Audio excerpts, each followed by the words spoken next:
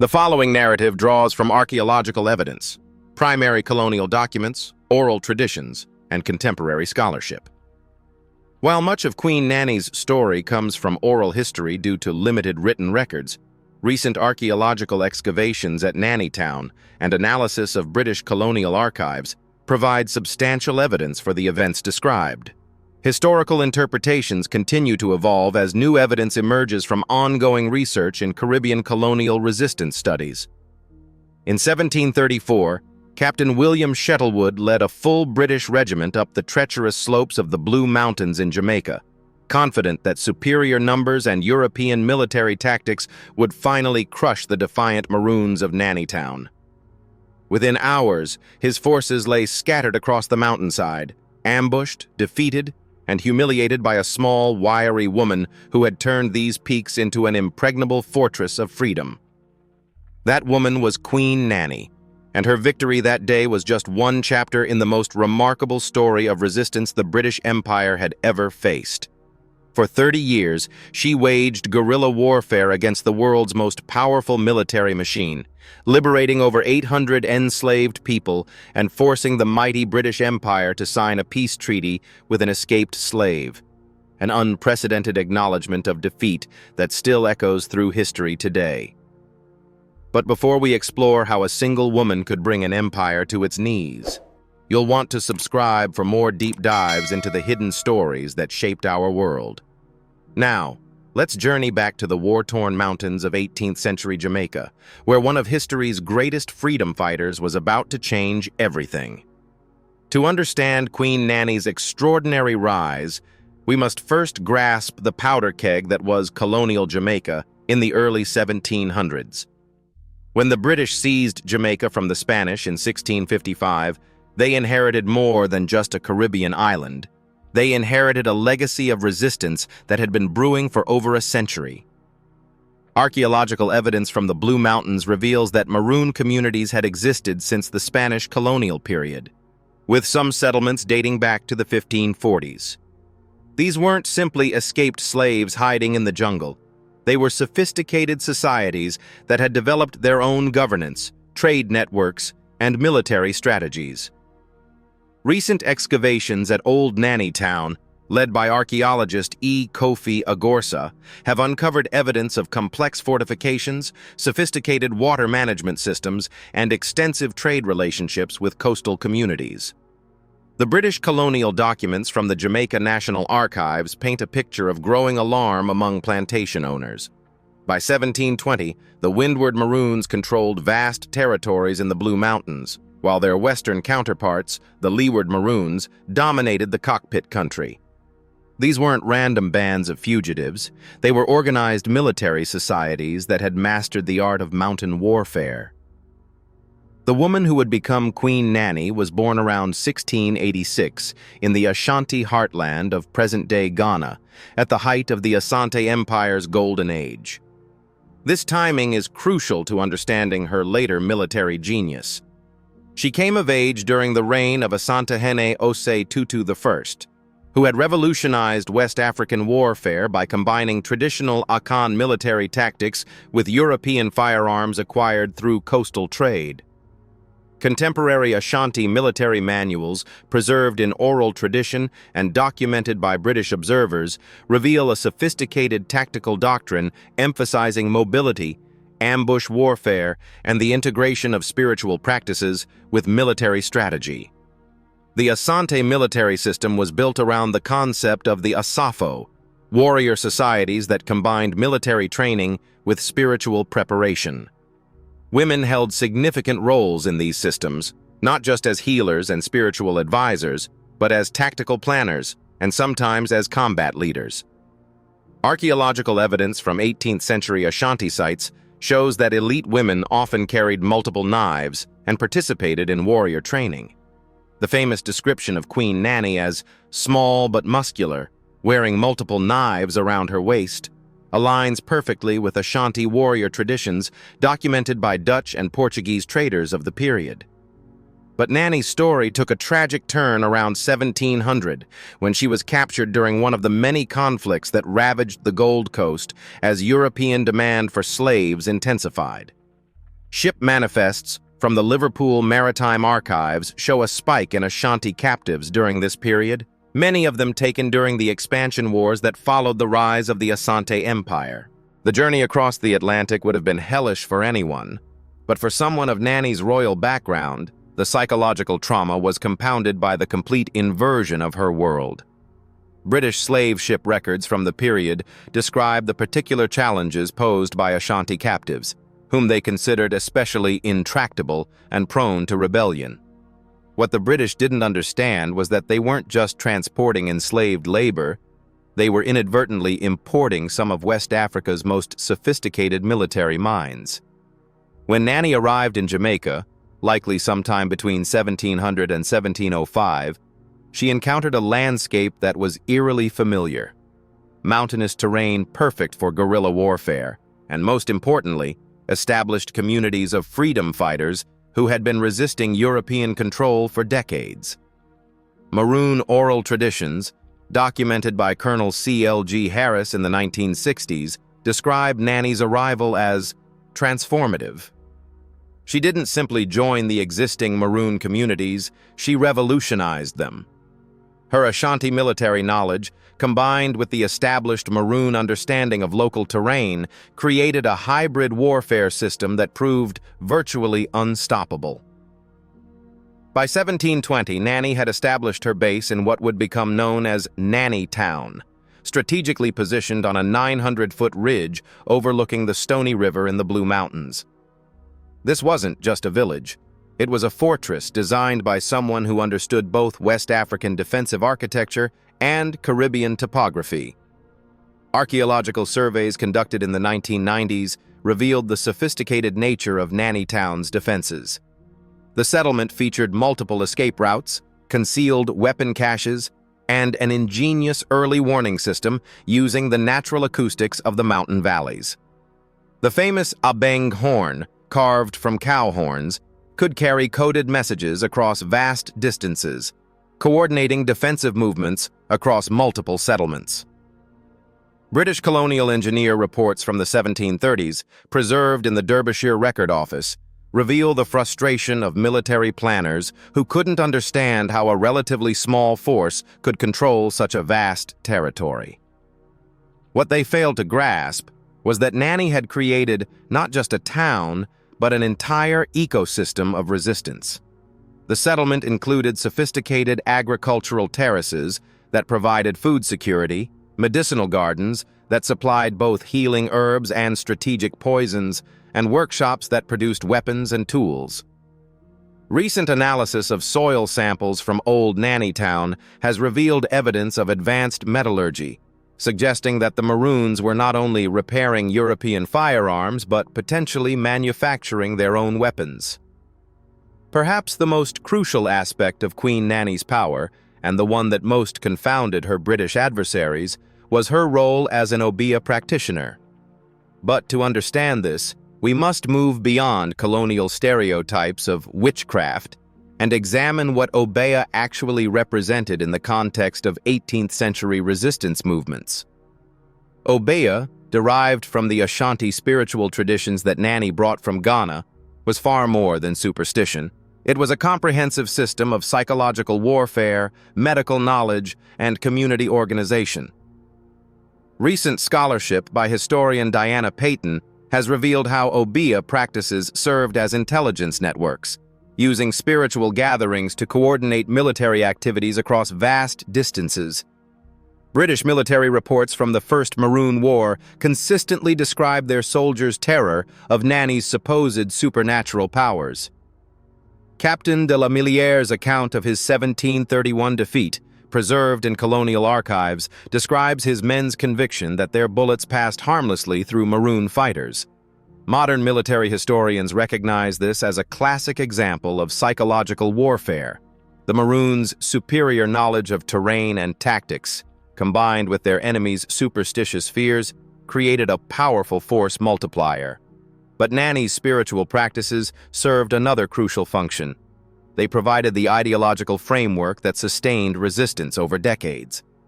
Anthropologist Kenneth Bilby's research among contemporary Maroon communities reveals how Obeah traditions, preserved African cultural identity while adapting to Caribbean realities, creating a unique form of cultural resistance that proved as durable as military victory. Between 1728 and 1734, Queen Nanny's military innovations reached their peak as she faced off against an increasingly desperate British colonial government. Governor Robert Hunter, arriving in 1728 with specific orders to crush the Maroon resistance, deployed tactics that had proven successful in European theaters. He would discover that European warfare was useless in the Blue Mountains. Primary sources from the British National Archives reveal the evolution of Nanny's tactical doctrine. Early engagements followed traditional patterns. British forces would march in formation toward known Maroon positions, only to find them abandoned. But as the war progressed, Nanny's forces became increasingly aggressive, launching coordinated attacks on multiple plantations simultaneously, freeing enslaved people and disappearing back into the mountains before British reinforcements could respond. The famous Battle of Nanny Town in 1734 represents the pinnacle of her strategic thinking. Captain Shuttlewood's detailed report, discovered in the Wilmot Horton papers, describes a multi-layered defensive system that drew British forces into a carefully prepared killing ground. The Maroons used the natural terrain to channel the British advance into a narrow valley, then triggered rock slides that trapped the formation while Maroon fighters attacked from elevated positions.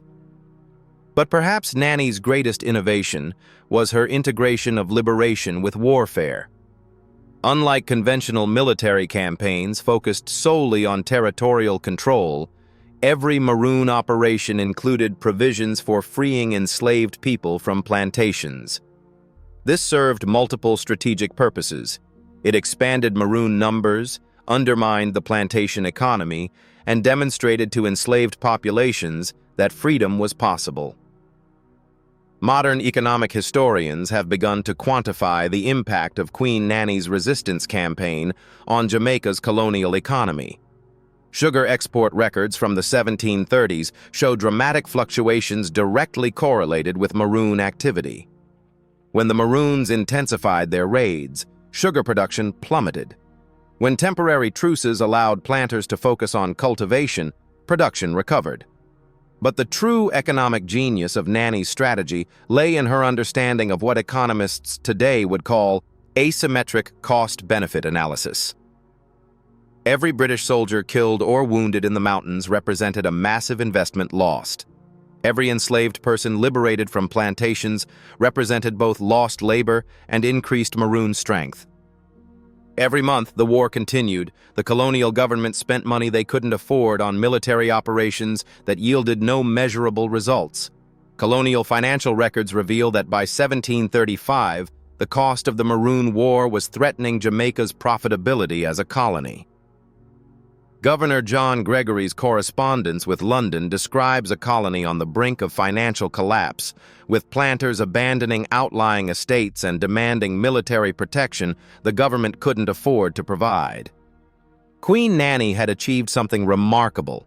She had made freedom economically viable while making slavery economically unsustainable in significant portions of Jamaica. By 1739, the British colonial government faced an unavoidable truth. They could not defeat the Maroons militarily. The decision to negotiate peace treaties represented one of the most extraordinary diplomatic reversals in colonial history. A European empire acknowledging the sovereignty of communities led by escaped slaves. The peace negotiations themselves reveal the sophisticated diplomatic understanding of Maroon leaders. The Treaty of 1739 with the Leeward Maroons, followed by the 1740 treaty with Queen Nanny's Windward Maroons, weren't surrenders. They were international agreements that recognized Maroon land rights, political autonomy, and judicial independence. Close analysis of the treaty terms reveals the diplomatic skill of leaders like Nanny and her ally Quao.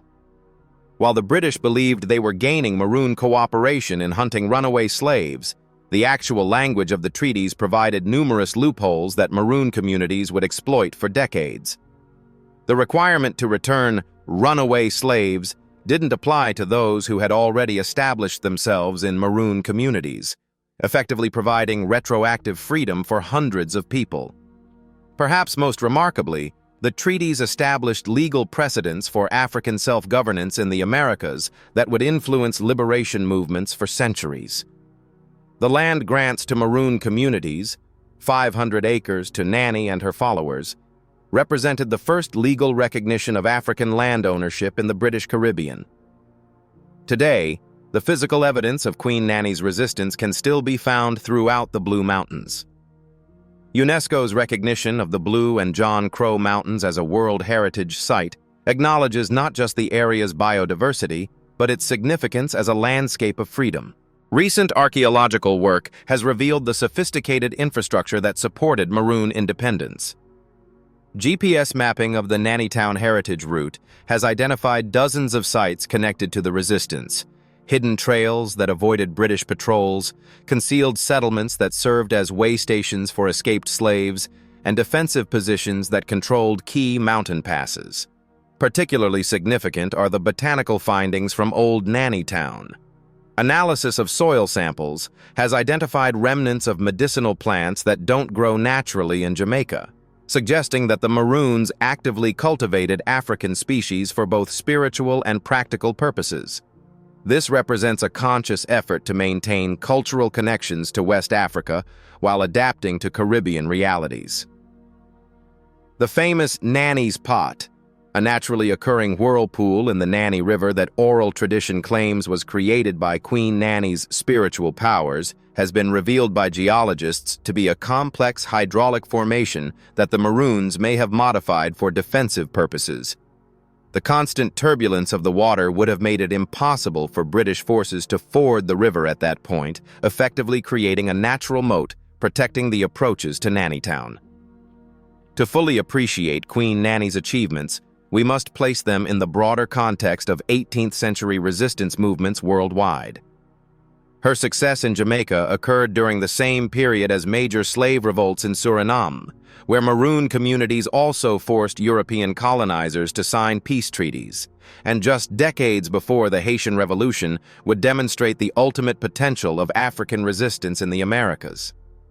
But Queen Nanny's movement was unique in several crucial ways.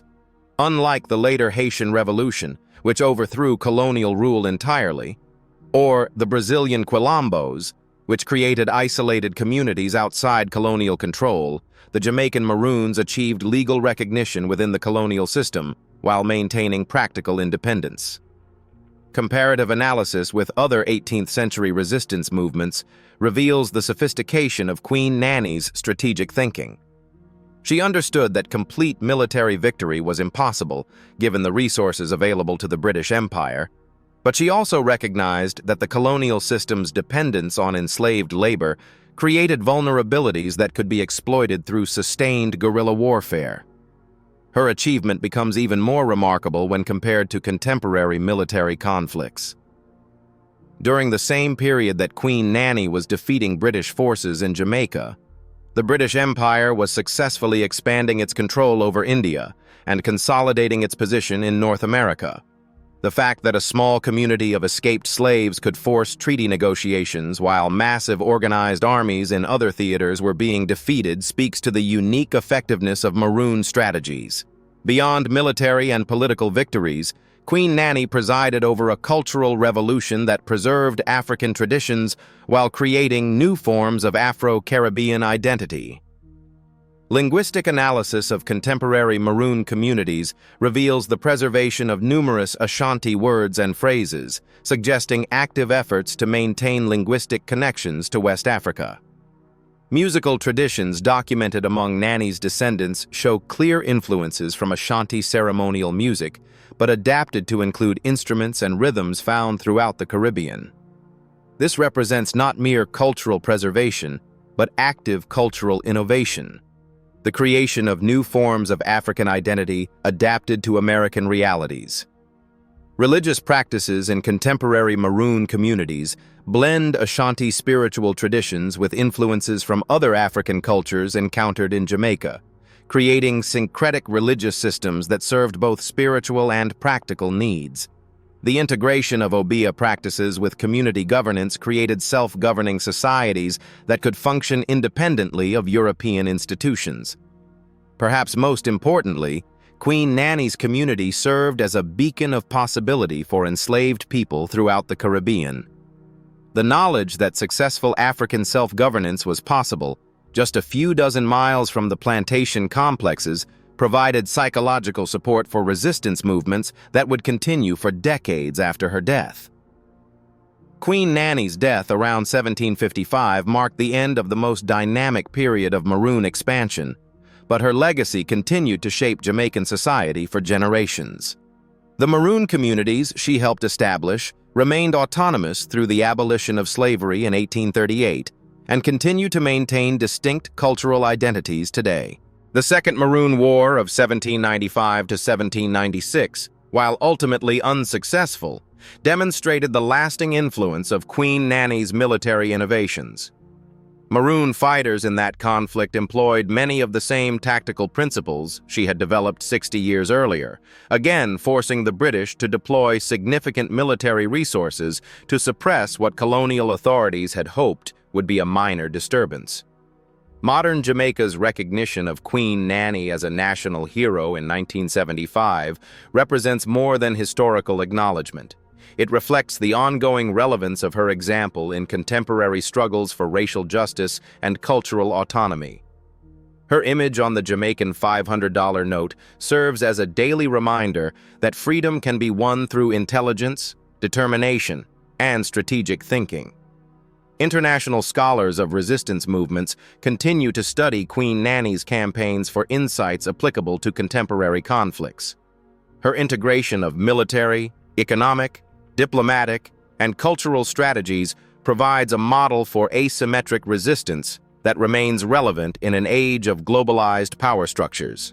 Standing today in Moortown, the community established by Queen Nanny's followers after the 1740 treaty, visitors can still feel the presence of the woman who changed history.